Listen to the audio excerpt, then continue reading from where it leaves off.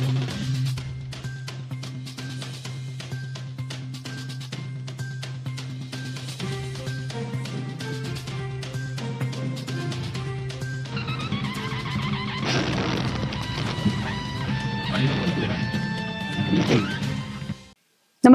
आपण पाहता हिरकणी न्यूज.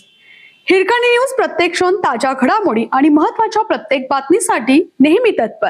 मिरज पंचायत समितीच्या उद्घाटनावरून राजकीय आखाडा, भाजप विशाल पाटील वाद पेटला.